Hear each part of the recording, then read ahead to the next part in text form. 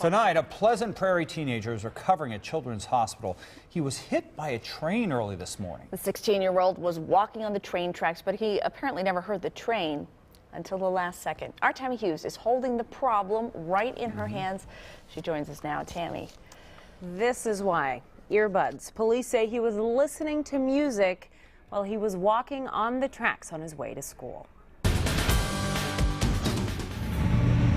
You might think the sound of an oncoming train would be hard to miss, but Pleasant Prairie's police chief points out An Amtrak train is pretty quiet, and you cannot hear it like you can a locomotive with a line of freight cars. And it was indeed an Amtrak train headed north on Friday morning around 7 in Pleasant Prairie. The chief says the train was going about 60 miles an hour when the engineer spotted someone ahead on the tracks. He saw it from quite a distance down the road, or down the track, and tried to sound the horn, tried to alert him, but he just wouldn't hear it, wouldn't turn around. What made the train even more difficult to hear, the 16-year-old walking on the tracks also had earbuds in his ears and was listening to music. At the last second, he did turn and tried to get out of the way, but it was not in time. The story is sadly similar to another one earlier this year in Wauwatosa.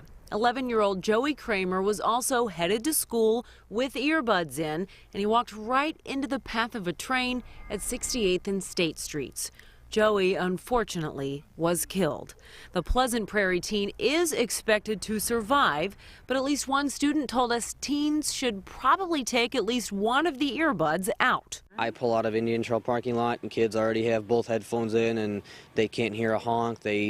Thankfully, they at least look, but they can't hear. And the chief hopes others can learn a lesson from these tragic mistakes. If you're going to be around a moving vehicle or a train or something, you have to pay attention. You have to watch out for your own safety.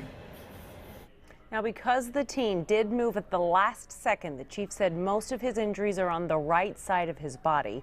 But he is in stable condition tonight at Children's Hospital, so hopefully he will be okay.